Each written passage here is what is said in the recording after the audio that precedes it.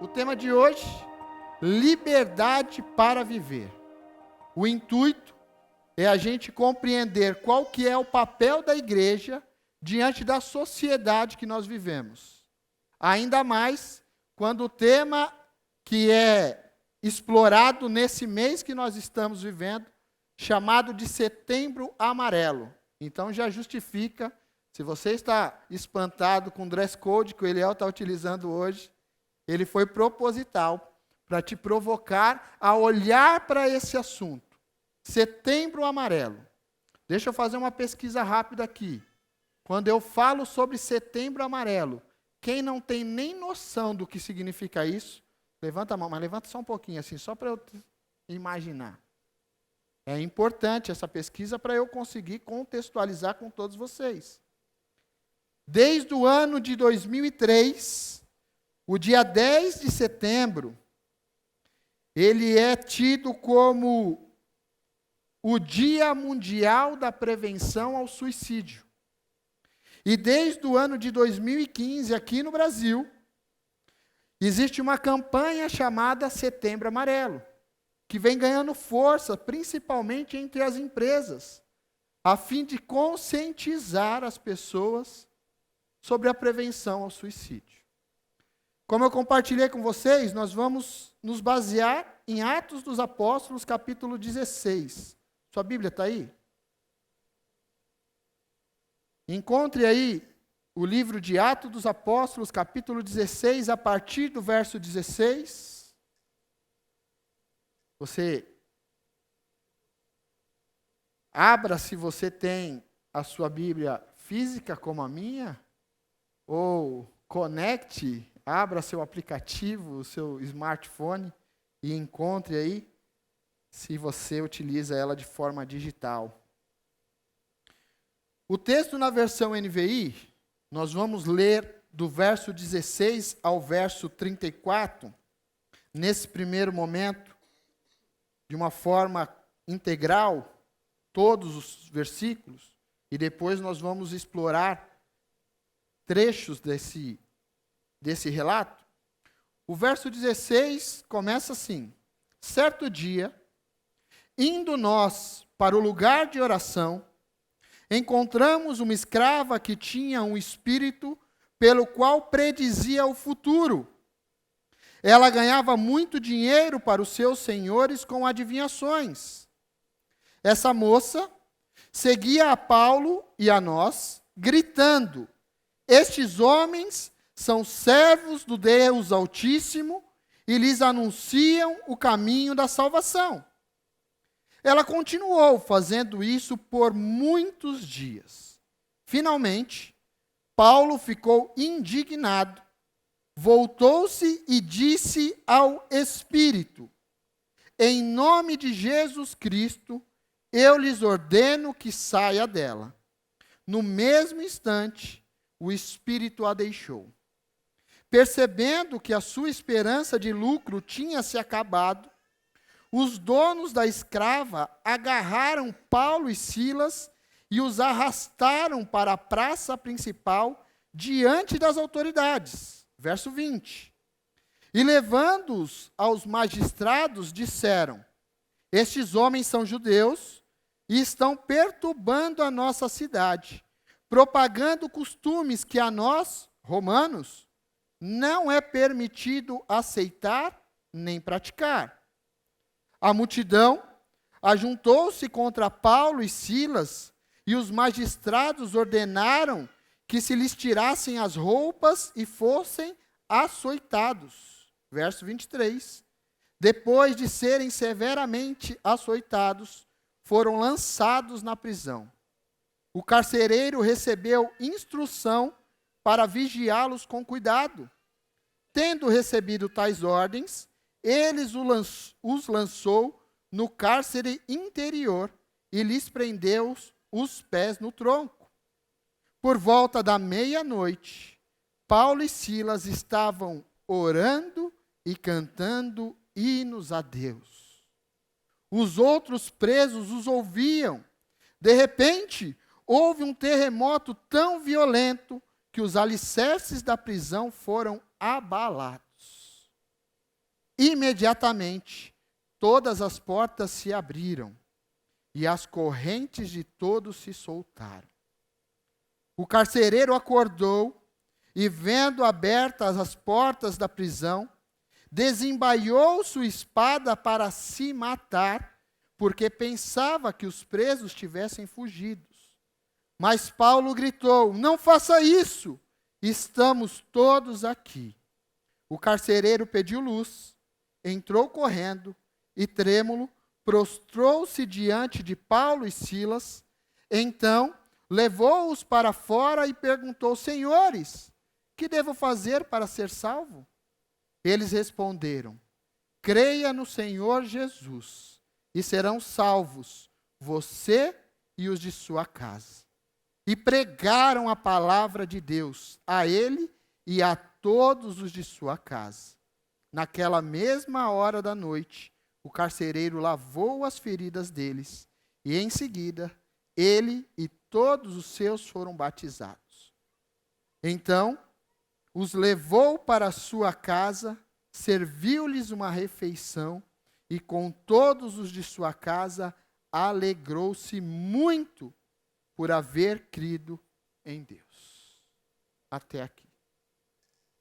Eu quero iniciar esse nosso estudo hoje destacando os personagens em formatos de grupos. Nós temos aqueles que são destaques para nós. Paulo e Silas estavam na segunda viagem missionária de Paulo. Estavam implantando igrejas, anunciando o evangelho. Mas o texto diz que havia mais gente com ele. O versículo 1 diz que certo dia, indo nós ao lugar de oração. Quem é esse nós? Tinha mais gente ali. Outro companheiro que estava com Paulo e Silas era Lucas, o médico Lucas, que escreveu a carta, o livro de Atos. Outro que os acompanhava era Timóteo, que foi chamado por Paulo para o acompanhar nessa missão. O que eu quero dizer com esse primeiro grupo de personagens? Paulo, Silas, Lucas, Timóteo e mais alguns companheiros que ali estavam. Eu quero dizer para você que esse primeiro grupo representa a igreja. Esse versículo ele pode ser lido da forma que diz: certo dia, indo nós, a igreja, ao local de oração, certa mulher seguia a gente e começou a gritar. Esse primeiro grupo de personagens representa a igreja. Mas existe um segundo grupo, representado por essa mulher, possivelmente uma jovem, escrava física e espiritualmente. Estava aprisionada. Para ficar claro para todos nós, o texto que nós lemos diz que ela tinha um espírito que predizia o futuro, um espírito de adivinhação. E talvez, por falta de discernimento, pode correr o risco de você achar que era algo bom. Não, era um espírito demoníaco. Ela era escravizada e ganhava dinheiro aos seus senhores, porque naquela época os antigos tinham grande interesse em oráculos e profecias. Consequentemente, pagavam muito para ouvir algo que eu arrisco a dizer que na maioria deles nem se confirmava. Servia apenas para arrancar dinheiro e escravizar. Mas tem um terceiro grupo, que eu vou chamar aqui de sociedade. Por quê?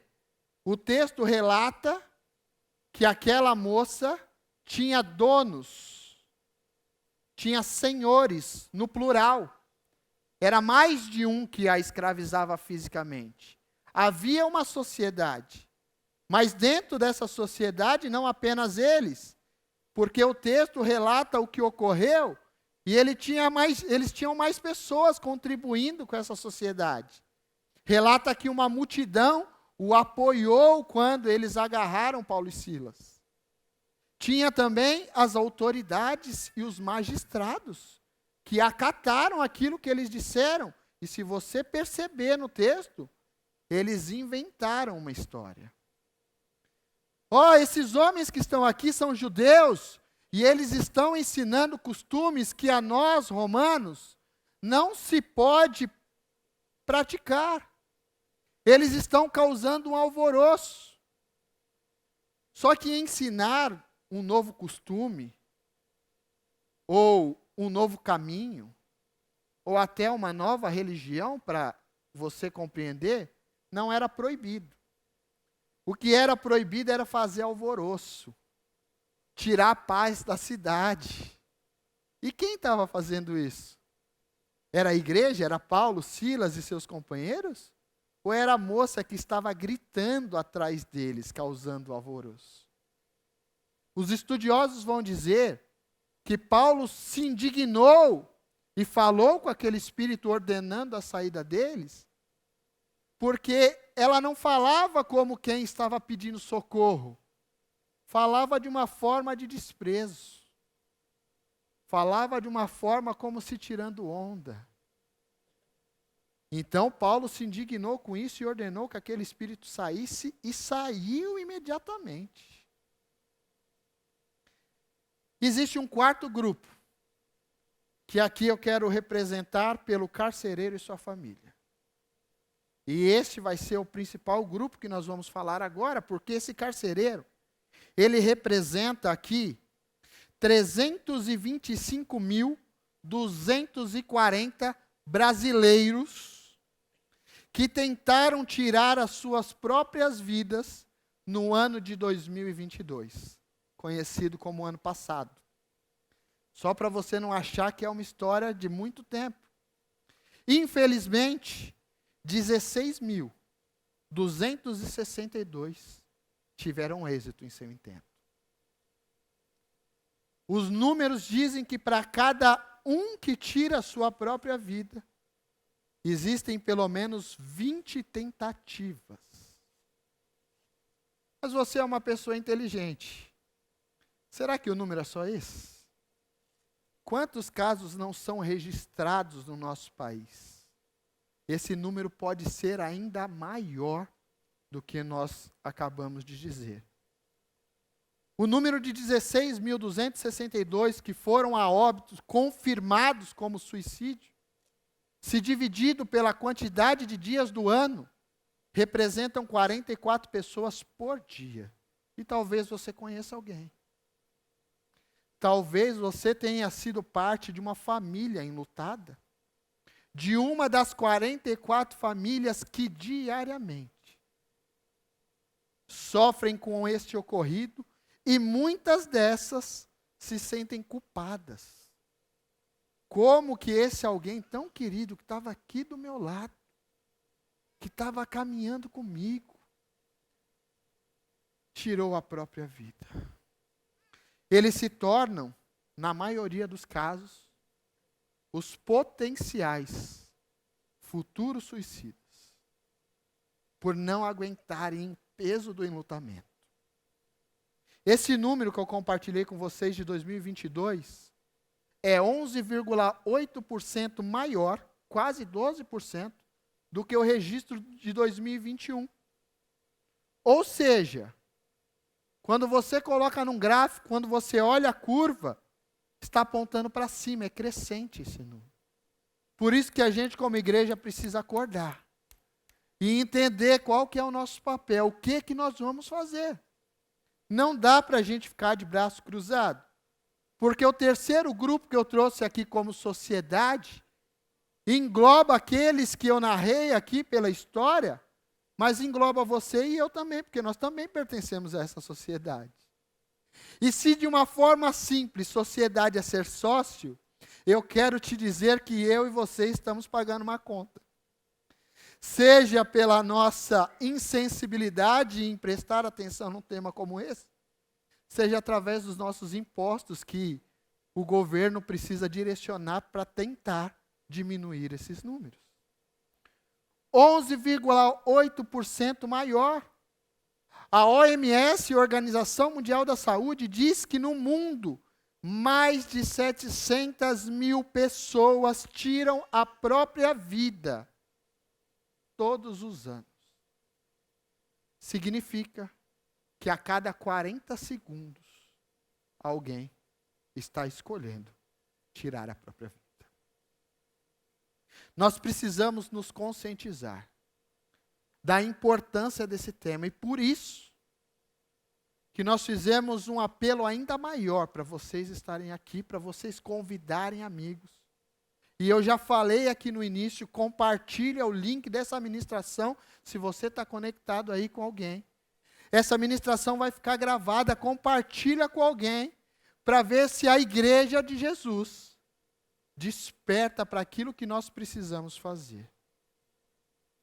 Os estudiosos vão indicar que transtornos de ansiedade e depressão, atrelados à perda de referências simbólicas, são os principais motivos que levam uma pessoa a tirar a sua própria vida. Embora saibamos que esse fenômeno é um fenômeno que nós podemos chamar de multifatorial, ou seja, são vários elementos envolvidos que levam uma pessoa a tirar a própria vida. São vários motivos que levam uma pessoa, e não simplesmente, se é que eu posso chamar de simplesmente um caso de depressão. Mas foram coisas que foram acontecendo na vida daquela pessoa, que vai fazendo com que ela perca o sentido da vida.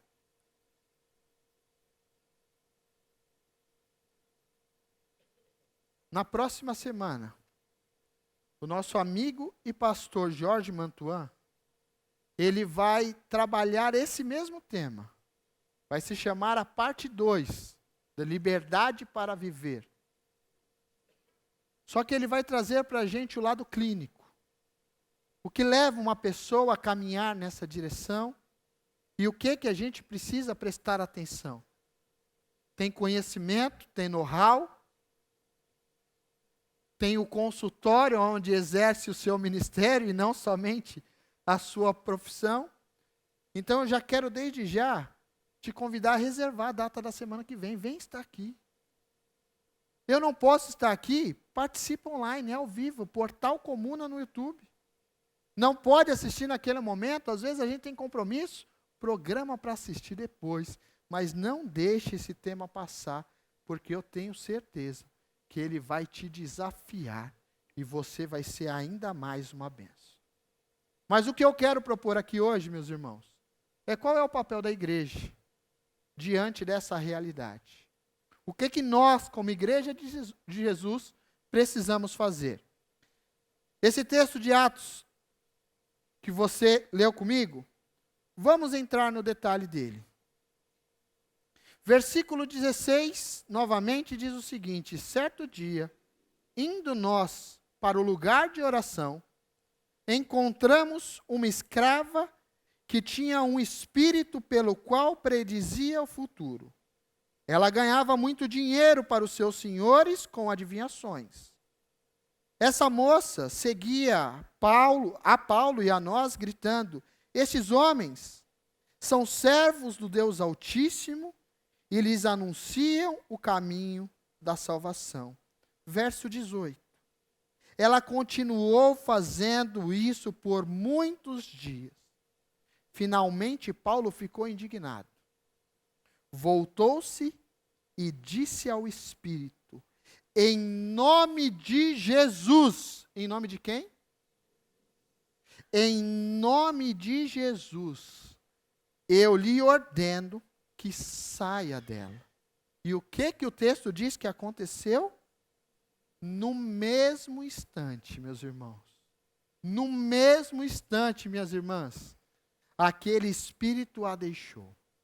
Se existe uma coisa que nós, como igrejas, precisamos aprender, é que nós devemos atuar no poder que há no nome de Jesus. Paulo não disse em nome de Paulo, saia dela. A igreja que ali estava, os seus companheiros não disse em nome da igreja, saia dela. Disse em nome de Jesus Cristo, o único nome que tem todo o poder. E nós, como igreja, precisamos atuar nesse poder. No poder que há no nome de Jesus. Impelidos pelo Espírito Santo. Cheios do Espírito Santo. Discernindo aquilo que é espiritual daquilo que é carnal. Paulo libertou aquela mulher que era escravizada física e espiritualmente. Mas ele libertou daquilo que era mais importante. Ele a libertou daquilo que a escravizava espiritualmente. Ele não tinha autoridade para libertá-la fisicamente. Ela continuaria sendo escrava no seu corpo. Mas o que era mais importante, aquilo que roubava a paz, e daqui a pouquinho você vai entender o que eu quero dizer.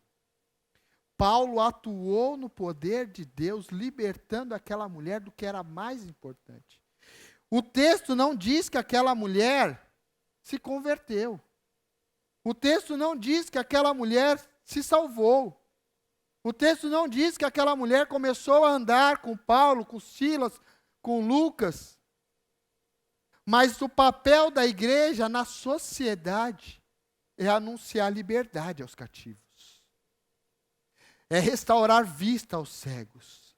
É anunciar o ano aceitável do Senhor, ainda que essas pessoas não venham para a nossa igreja. Ainda que essas pessoas não queiram frequentar a nossa célula. Mas compreendendo que há poder no nome de Jesus, Paulo assim atuou, declarando liberdade àquela mulher que estava debaixo de um jugo de escravidão. E nós, como igreja de Jesus, temos esse mesmo poder.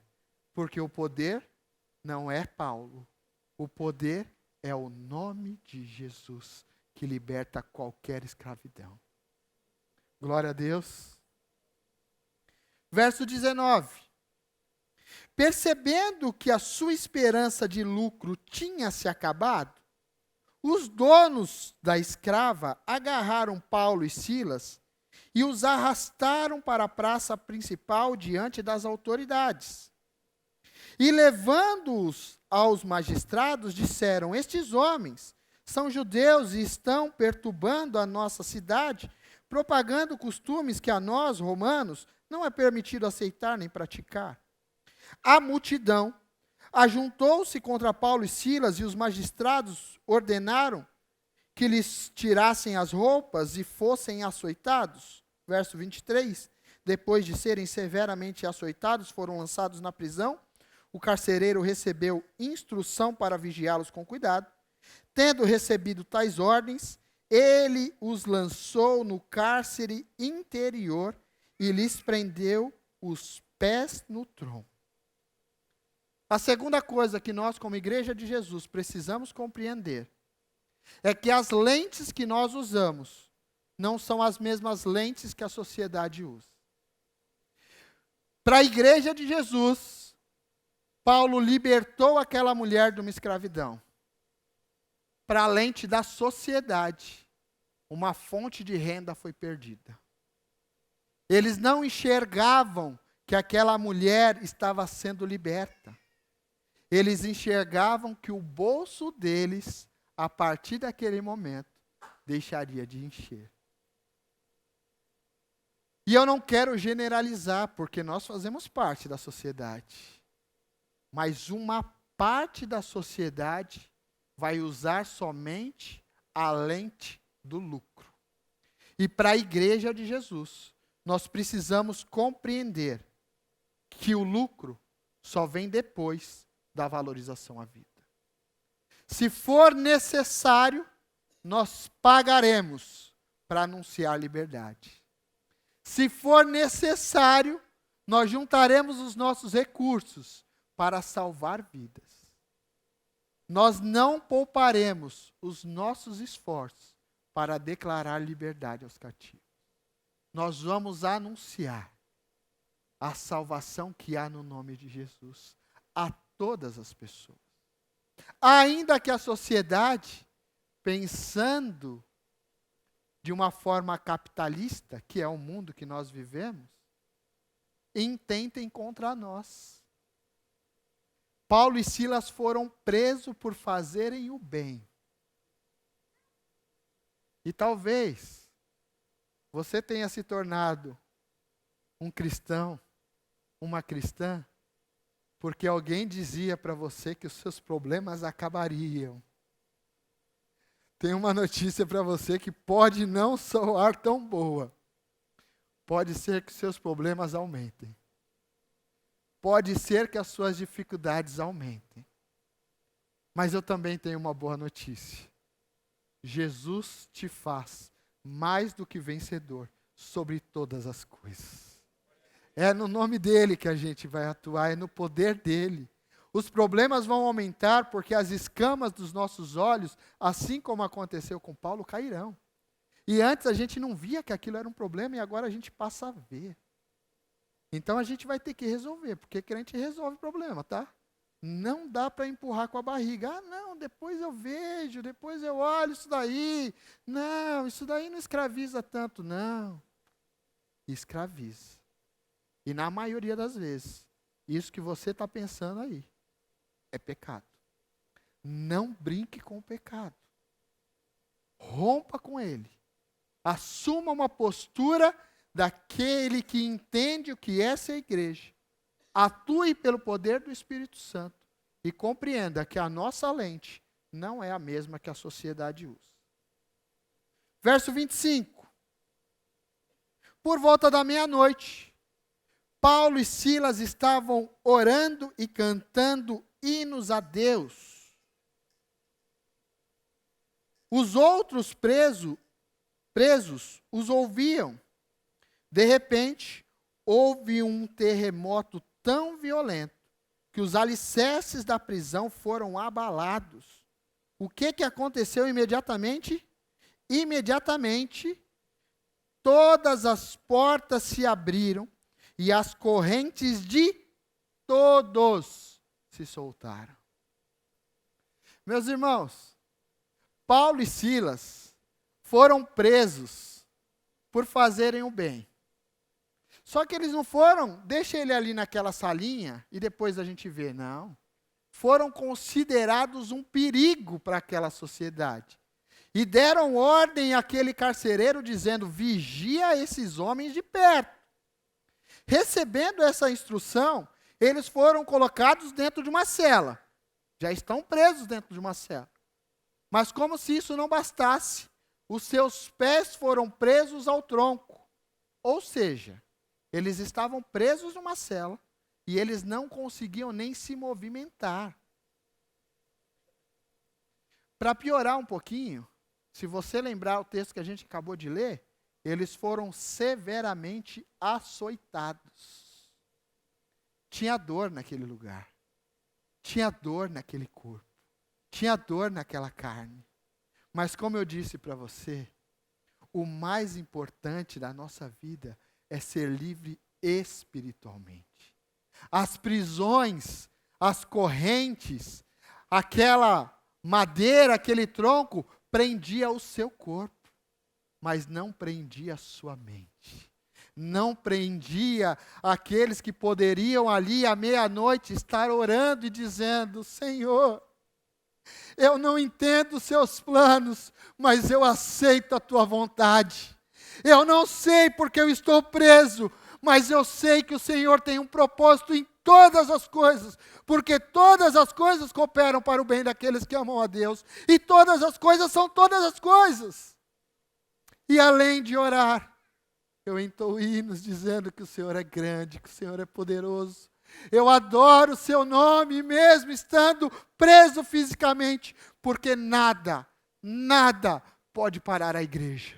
A igreja que ora, a igreja que adora e que exalta a Deus por aquilo que Ele é. A igreja que louva a Deus por aquilo que Ele faz. A igreja que ora reconhecendo a submissão que nós temos. Dizendo, Pai, os teus planos são grandes demais para que eu consiga compreender. Os seus planos são muito maiores do que eu consigo imaginar. E mesmo não compreendendo, mesmo estando aqui severamente açoitado, mesmo estando preso e provavelmente numa cela fria e escura, eu vou entoar hinos de exaltação ao teu nome. Eu vou bendizer aquilo que o Senhor é. E eu vou, através da oração, através da adoração, através do louvor, libertar outros. Porque o texto diz que enquanto eles oravam e entoavam hinos a Deus, todos foram libertos de suas cadeias. Meu irmão, eu não sei o que você está vivendo na sua vida, mas se você entender o seu papel como igreja e assumir uma postura de adoração, mesmo quando as coisas não vão bem, eu sei que não é fácil. Eu sei que não é fácil. Descansar em Deus não é uma tarefa qualquer. Mas se você se esforçar, o Espírito de Deus vai te capacitar. E você vai ver todos aqueles que estão à sua volta, não compreendendo a paz de Deus que excede todo entendimento.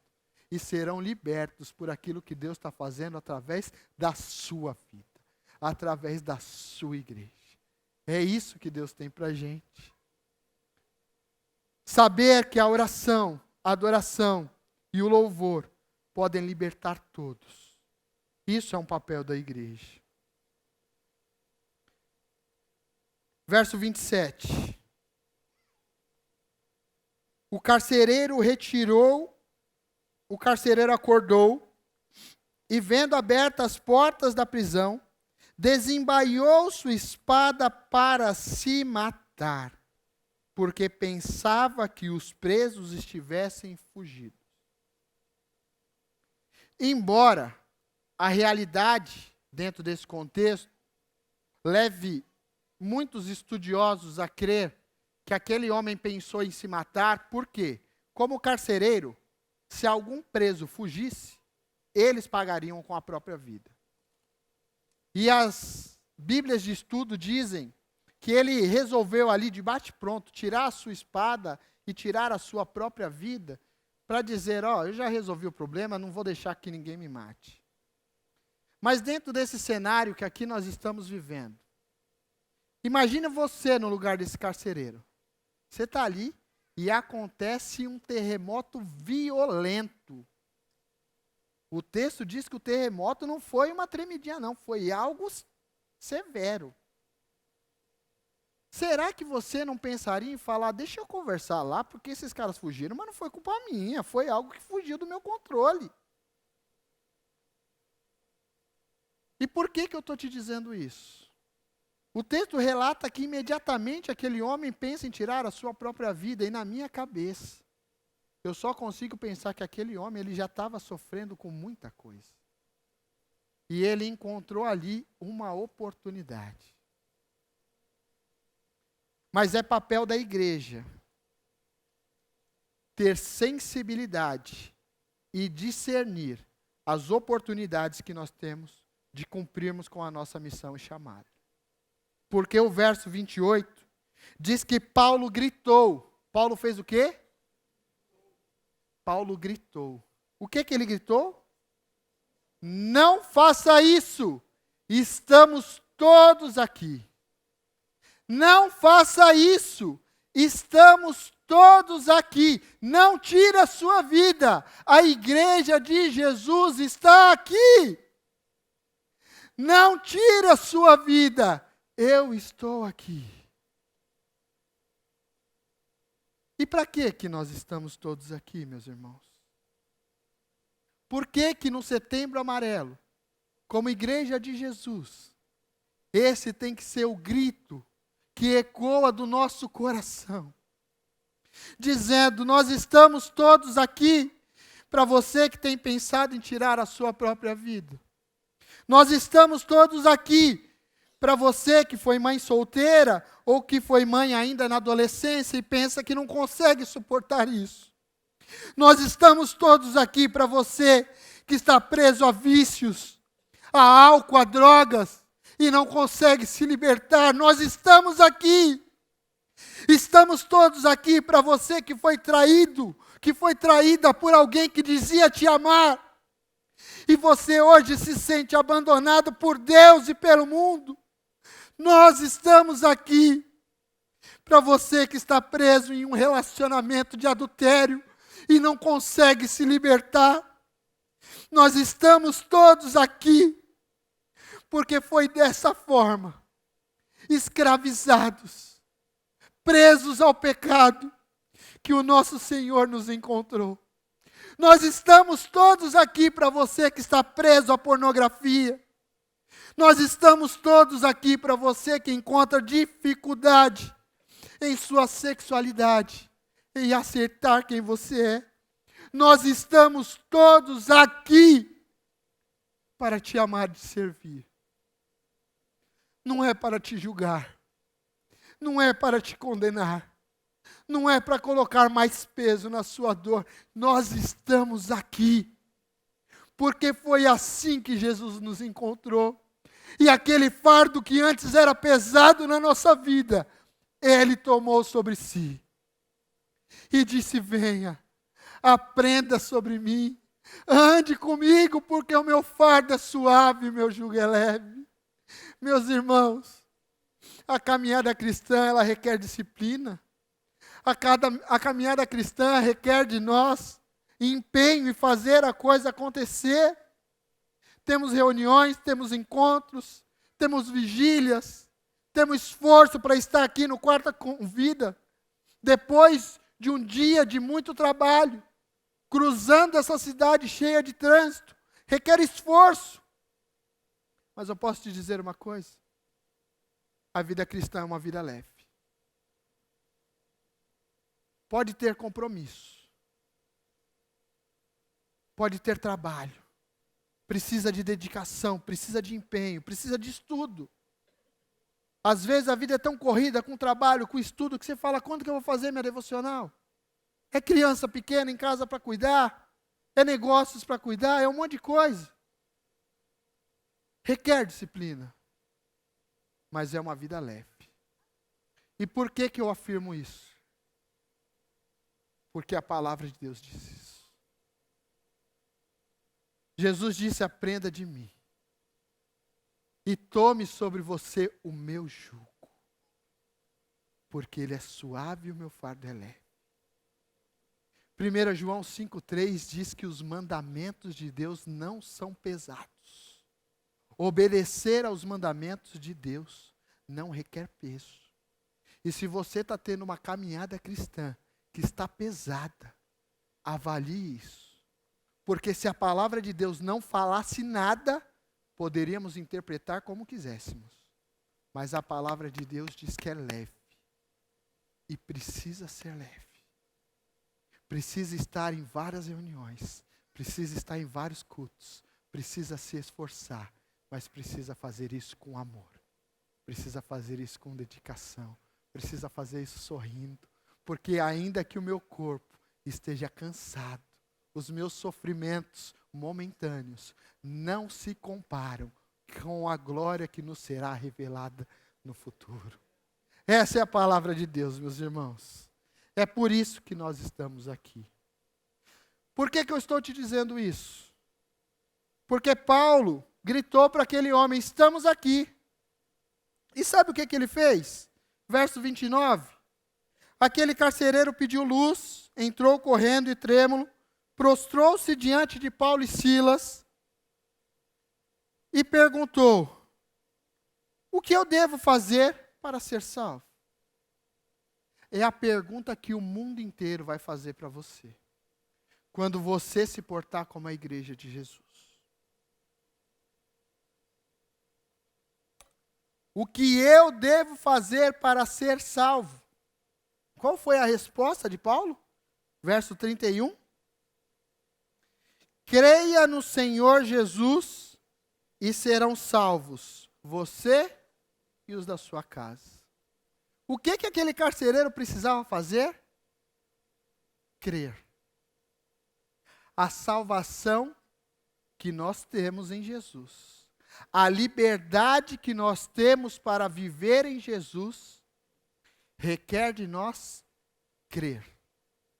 todos aqueles que estão sofrendo precisam simplesmente crer no nome de Jesus e serão salvos. Apenas ele? Toda a sua casa. Só que o papel da igreja, que é o assunto daqui? O que nós, que já somos salvos, precisamos fazer? Verso 32. Eles responderam no verso 31 e no verso 32, pregaram a palavra de Deus. A ele e a todos de sua casa. Naquela mesma hora da noite, o carcereiro retribuiu aquilo que eles estavam oferecendo e lavou as feridas deles, e em seguida ele e todos os seus foram batizados. O falar, não faça isso, nós estamos aqui. Não tire a sua vida, nós estamos aqui. Não é simplesmente, eu estou aqui, se você quiser, vem aqui. O estamos aqui significa, eu estou disposto a te servir. Como igreja de Jesus, eu vou pregar a palavra de Deus para você. Como igreja de Jesus, eu vou cumprir com o mandamento que Ele me deixou de batizá-lo em nome de Jesus e fazer de você um discípulo de Jesus. Porque aquele que crer e for batizado será salvo. Então requer um trabalho da igreja. Aquele carcereiro precisava somente crer. Essa era a parte dele. A parte da igreja era pregar a palavra e dizer, está escrito aqui, você precisa tomar uma decisão e assumir uma confissão pública. Você precisa se batizar. E eu posso te batizar aqui agora. Você quer ser batizado? E ele e toda a sua casa foram batizados. Estamos todos aqui, significa que nós vamos nos comprometer a ter comunhão. Significa se comprometer a caminhar junto e a se alegrar com aqueles que creem. Porque o verso 34 diz que, então, os levou para a sua casa, o carcereiro, que tinha recebido a palavra de Deus e tinha sido batizado, pega aqueles homens que estavam presos e leva até a sua casa. Chegando lá, serve-lhes uma refeição. Se tem coisa que crente faz é comer. É ou não é? Comeram ali. Se alimentaram juntos. Só que além disso, com todos os daquela casa, eles se alegraram. Não cabe a nós dar sequência no texto por conta do tema que nós estamos trabalhando aqui hoje. Mas você pode fazer isso na sua casa e de uma forma muito breve eu vou te dizer o que aconteceu depois. Paulo e Silas voltaram lá para a prisão.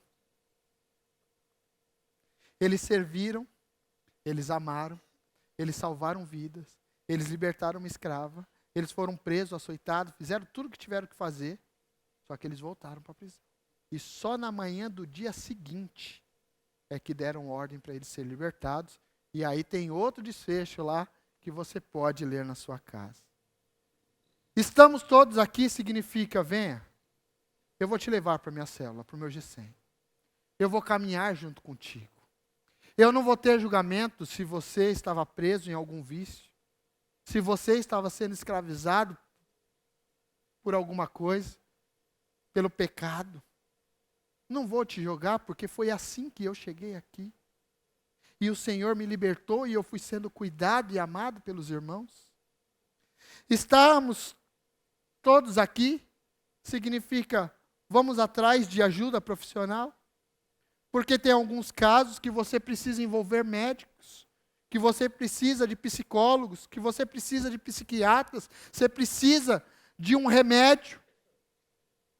Nós cremos no poder da oração e nós sabemos que a adoração e louvor libertam, mas tem pessoas que precisam de uma ajuda e de um acompanhamento médico. Mas nós estamos aqui, significa eu vou junto com você. Nós vamos atrás de alguma ONG, de alguma fundação, como temos a Fundação Comunidade da Graça. Nós vamos lá junto com você. Você não vai estar sozinho. E se você está ouvindo essa ministração, e se você chegar nesta casa, e se alguém te discriminar, e se alguém te julgar, e se você se sentir rejeitado, venha falar comigo ou com algum desses pastores que aqui estão. Porque essa não é a prática dessa igreja. Porque nós aceitamos aqueles que estão vivendo uma vida de adultério. Nós não concordamos com o adultério, mas nós aceitamos aquele. Nós aceitamos aqui aqueles que têm dificuldade na sua sexualidade e podem chegar aqui transvestido com uma outra personalidade que não aquela que eles nasceram. Nós não concordamos, mas nós aceitamos.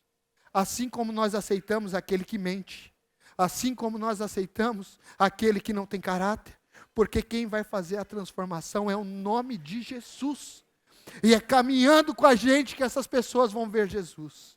É andando com a gente que essas pessoas vão ver Jesus. De modo algum, nós incentivaremos a prática do pecado.